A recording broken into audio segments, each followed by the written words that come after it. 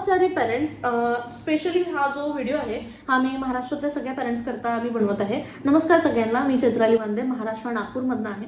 आणि भरपूर पालक आणि भरपूर पेरेंट्स आता विचार करतात की आपण मुलीला पाठवायचं, तर मुलीला पाठवताना भरपूर विचार आपल्या डोक्यात येतात की कसं पाठवायचं, कसं राहणार तिथे एकटी, आपल्या घरी तर तिने कधी पडलेली काडी सुद्धा नाही उचलली, तर तिथे जाऊन कसं ॲडजस्ट करेल, कसं जेवण बनवेल, कसं खाणार, सेफ राहील का नाही राहील. आता आपल्या इंडियाची सिच्युएशन अशी आहे, तिथे गेल्यानंतर मुली आपल्या कशा राहतील, आतापर्यंत आपल्या डोळ्यासमोर होत्या, तिथे गेल्यानंतर कसं. प्रत्येक पालकाच्या मनांमध्ये भरपूर प्रश्न येतात. माझ्या पालकांच्या माझ्या आईच्या मनामध्ये एक प्रश्न आला होता की तिकडे गेल्यानंतर असं काही व्हायला नको का, म्हणजे आम्हाला इथे त्रास होईल बा म्हणून. कारण की जेव्हाही तुम्ही मुलीला किंवा की मुलांना पण पाठवताना आपण मिडल क्लास फॅमिलीमध्ये, साधारण फॅमिलीमध्ये, जेव्हा आपण मध्यंतर वर्गातून आपण येतो, त्याच्यानंतर आपण जेव्हा आपल्या पोरांना बाहेर पाठवायला विचार करतात, त्याच्यामध्ये तुम्हाला काही लोक नक्कीच म्हणणार की याने अमक्या ढमक्यांनी इकडून तिकडून गेलं होतं आणि त्याचं नाही झालं तिकडून आल्यानंतर, किंवा की तिकडची बाहेरची डिग्री आपल्या विदेशातला डिग्री इंडियामध्ये व्हॅलिड नाही राहत, असं तुम्हाला एक कोणीतरी तुमचं नातेवाईकमधून येऊन असं बिलकुल एक तुम्हाला देईलच उदाहरण. ठीक आहे, तर ते तुमच्यावर आहे. बघा, मी तुम्हाला हे सांगते की बरोबर आहे, मुलीला बाहेर पाठवायच्या आधी तुमच्या मनामध्ये 100 प्रश्न येतील. कसं पाठवायचं, काय पाठवायचं, कशी राहील आपली मुलगी तिथे. तर ह्या सगळ्या उत्तरांचा तुम्हाला उत्तर मी स्वतः देईल. मी स्वतः रशियामध्ये राहिलेले आहे आणि मी जेव्हा गेली तेव्हा पण मी एकटी होती. मी तुम्हाला सांगते, मी युनिव्हर्सिटी बदलवलेली आहे. 4 वर्ष मी ऑलिंबर्गमध्ये शिकले आणि 5th आणि 5th आणि 6th इयर मी समारामधून कंप्लीट केलेलं. तर म्हणून बिलकुल तुम्ही तुमचा जे काही प्रश्न आहे, बिलकुल मला हा नंबर दिलेला नंबर आहे, ह्याच्यावर तुम्ही कधी टेक्स्ट करा. कोणतेही पेरेंट्स असेल तर मला सांगा की हा मी माझ्या मुलीला पाठवायचा विचार करतोय, माझ्या मुलाला पाठवायचा विचार करतोय. मी तुम्हाला त्याच्या हिशोबाने सगळं माहिती देणार की हा मुलीच्या दृष्टिकोनाने कोणतं सेफ आहे. तसं तर सांगितलं गेलं तर मोस्टली सगळ्या रशिया तसं आपल्या इंडियापेक्षा भरपूर सेफ आहे, भरपूर जास्त. तुम्हाला तिथे हॉस्टेलमध्ये एंट्री म्हणजे हॉस्टेलमध्ये कार्ड टॅप करावं लागेल. तुम्ही असं कधीही कोणत्याही मुलीला कोणताही त्रास झालेला प्रसंग ऐकलेलाच नसेल रशियामध्ये. पण तरी पण तुमच्या म्हणजे एकदा तसंच तुम्ही परत शुअर होऊन जाण्याकरता तुम्ही परत एकदा शुअरिटीसाठी मला एकदा विचारा. तुमचा बजेट मला कळवा की हा माझा बजेट एवढा आहे, त्याच्या हिशोबाने आम्हाला सांगा की आमच्यासाठी कोणती युनिव्हर्सिटी चांगली राहील, किंवा की तुम्हाला जशी युनिव्हर्सिटी पाहिजे की हा एज्युकेशन चांगलं पाहिजे, FMG पासिंग पर्सेंटेज चांगला हवा, तुमचं जे काही आहे ते मला एकदा तुम्ही कळवलं का मी तुम्हाला तुमच्या ह्यानुसार जी कोणती युनिव्हर्सिटी चांगली राहील ती कळवणार.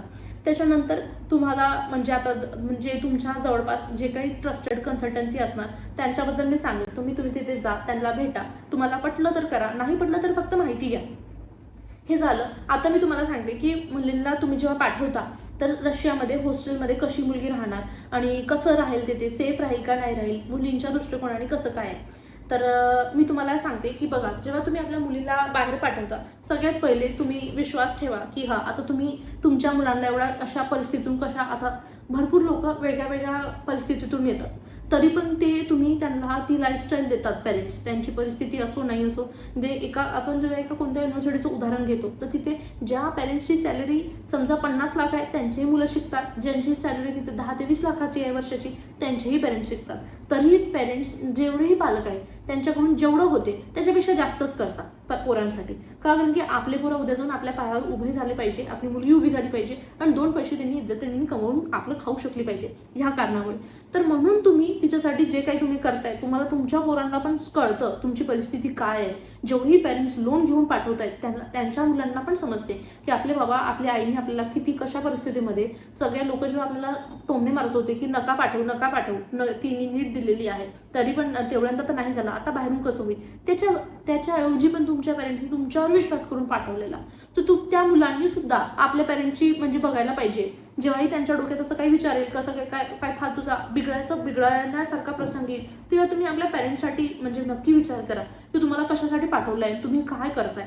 तर म्हणून असे मी खूप म्हणजे मिडल क्लास फॅमिलीतले पोरं नाही बिघडत, कारण की त्यांना माहिती असतं की त्यांनी कशा परिस्थितीतून ते आलेले आहे आणि कशा करता आलेले आहे. आपण इथे शिकायला आलेलो आणि आपल्याला इथे शिकण्याशीच म्हणजे कारण तुमचं फक्त शिकण्यासाठी आलंय, तुम्ही शिकायलाच पाहिजे, त्याच्या व्यतिरिक्त तुम्ही दुसरं काही करू नका. ठीक आहे. आता तुम्ही आपण बाहेर गेलो, आपल्याला 4 प्रकारचे लोक भेटतील. आपल्यावर आहे की आपल्याला कोणावर विश्वास करायचा आहे, कोणासोबत राहायचं आहे, कोणासोबत नाही राहायचं आहे असं. कारण की आपण चुकीची संगत पकडली, तुम्ही एक दिवस नाही म्हणा, दुसऱ्या दिवशी नाही, चौथ्या दिवशी तो तुम्हाला कुठे ना कुठे तो थॉट, तो प्रसंग, तो व्यक्ती कुठे ना कुठे हॅम्पर करेल. त्याच्यामुळे तुम्ही आपले जे लोक आहे ते निवडा. कसा तुमचा सर्कल आहे, कसे तुम्ही कोणासोबत तुम्ही राहताय, फ्रेंड सर्कल बरोबर निवडा. तर तुम्ही जसं, तर हा व्हिडिओ मी पॅरेंट्ससाठीच बनवण्याचं माझं कारण होता, कारण की भरपूर जणांचं असं होतं की आम्ही मुलीला कसं पाठवायचं, सेफ आहे की नाही. बिलकुल तुम्ही विश्वास करा, मी स्वतः माझ्या घरून मी अशी होती की मी कधीच आपल्या घरी, म्हणजे तुम्ही कोणतीच मुली मला नाही वाटत की हे सगळ्यात तुम्हाला शिकवत नाही ना, तुम्हाला काही काम आहे. कारण की आपण नीट करता जेव्हा अभ्यास करत असतो, सगळ्या वस्तू आपल्याला हातात दिल्या जातात, आपण आपली प्लेट सुद्धा उचलून ठेवत नाही. पण ह्या सगळ्या परिस्थितीनंतर पण जेव्हा तुम्हाला तिथे पाठवलं जातं पहिल्यांदा बाहेर, ठीक आहे, कारण की आपल्याला काय कधी एवढे आपण पैसे पण आपण हँडल केलेले नाही. आपल्याला 100 रुपयाचं काम असलं, आपल्याला 100 रुपये देतात, आपण बाकीचे पैसे वापस करतो. अशा नंतर जेव्हा तुम्ही पहिल्यांदा जेव्हा घराच्या बाहेर पडतात तेव्हा तुम्हाला त्रास होईल, थोडं तुम्हाला ऍडजस्ट करावं लागेल. असं कधीच नाही होत की तुम्ही आपलं घर सोडून चालले आणि तुम्हाला सगळं बाहेर खूप चांगलं भेटेल, असं कधीच नाही होणार. तुम्हाला त्रास येणार, पण त्याच्यानंतरच तुम्ही शिकणार. तुम्ही त्या परिस्थितीत, म्हणजे तुम्हाला जाईल, तुम्हाला प्रॉब्लेम होईल, तुम्हाला त्रास होईल, तुम्ही त्याच्यातून शिकाल आणि हळूहळू करून घेतं माणूस ऍडजस्ट. जेव्हा मी पहिल्यांदा गेली होती, ठीक आहे, 2019 मध्ये, तेव्हा मी एकटीच गेली होती, माझ्यासोबत कोणी नव्हतं. मी नागपूरला गेली, दिल्लीमध्ये गेली, दिल्लीवरून मॉस्कोला गेले, मॉस्कोवरून ऑरेंबर्गला मी गेले होते 23 ऑक्टोबर 2019 मध्ये. त्याच्यानंतर आज माझं 6 वर्षाचं MBBS झालेलं आहे. आज मी रशियावरून PG करत आहे. तर मला जेव्हा जात होती तेव्हा मी सांगितलं तर नाही की मला भीती वाटते, पण मला भीती वाटत होती, ठीक आहे. नेहमी मला फ्लाईटमध्ये असताना असं म्हणजे वाटते की आपली फ्लाईट सुटली तर, असं म्हणजे माणसाला काही ना काही वाटत असते, थोडंसं टेन्शन असते. कारण की आपण जेव्हा कुणाच्या आपल्या मम्मी पप्पांच्या सोबत असतो आपल्याला असते, आपण एवढा विचार करतच नाही, आपण फक्त मागे चालत असतो. पण जेव्हा आपल्या समोर सांगणारं कोणी नाही, फक्त आपण एकटं असतो, तर माणसाला स्वतःच ती काळजी येते, आपण आपलं डॉक्युमेंट सांभाळले पाहिजे, हे केलं पाहिजे, ते केलं पाहिजे, असं आहे. तर माणूस जेव्हा घराच्या बाहेर पडते तेव्हा हळूहळू सगळं शिकतं. आणि सेफ्टीबद्दल तर तुम्ही बिलकुल, जेवढं तुम्हाला सेफ इथे इंडियामध्ये नाही वाटणार, त्याच्यापेक्षा 10 टाइम्स जास्त सेफ तुम्हाला रशियामध्ये वाटेल. कारण की मी तुम्हाला रशियाबद्दल सांगते किंवा की जॉर्जियाबद्दल, जिथे पण तुम्ही विचार करताय, रशियामध्ये मेनली जी पॉप्युलेशन आहे फिमेल्सची जास्त आहे. तुम्ही बस ड्रायव्हर, बस कंडक्टर पासून तुम्हाला प्रत्येक जागेवर फिमेल्स भेटतील. सगळ्या म्हणजे फिमेल रेशो समजा तुम्ही 3:1 फिमेल आहे, म्हणजे 3 फिमेलवर 1 मेल आहे, असा हा फिमेलचा तिथे रेशो आहे. तर सेफ्टीच्या दृष्टिकोनाने भरपूर सेफ आहे. तुम्ही बिलकुल निष्काळजीपणे तुम्ही पाठवू शकता. हां, तुम्हाला काही डाऊट असेल तर माझा मी इथे नंबर दिलेला आहे, बिलकुल विचारा की हां आमची अशी परिस्थिती आहे, आमचा एवढा बजेट आहे की कोणती युनिव्हर्सिटी. तुमच्यासाठी माझ्याकडून जेवढेही पैसे कमी करता आले तेवढे मी करायचा नक्की प्रयत्न करणार.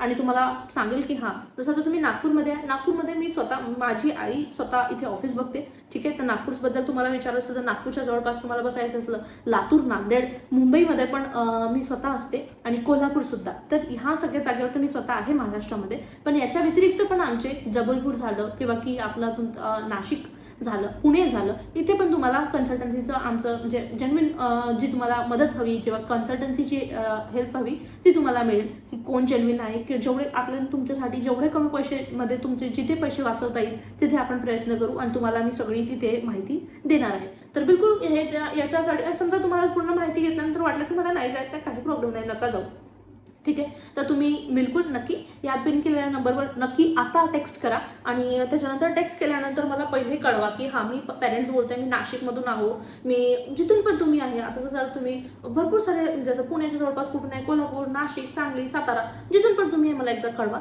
आणि मला पहिलेच सांगून द्या की मी पेरेंट्स आहे. म्हणजे मी तुम्हाला सरळ कॉल करेन आणि कॉल करून तुम्हाला जे अब्रॉडची रियालिटी, जी पण ती युनिव्हर्सिटी तुम्ही बघताय त्याच्याबद्दल मी तुम्हाला सगळ्या माहिती सांगणार.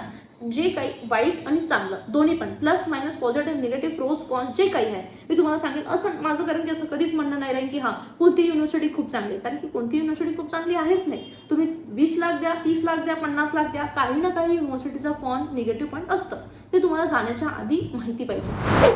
तर हेच मला तुम्हाला माहिती द्यायची होती. सगळ्यांना नमस्कार, thank you so much, keep watching, keep subscribe.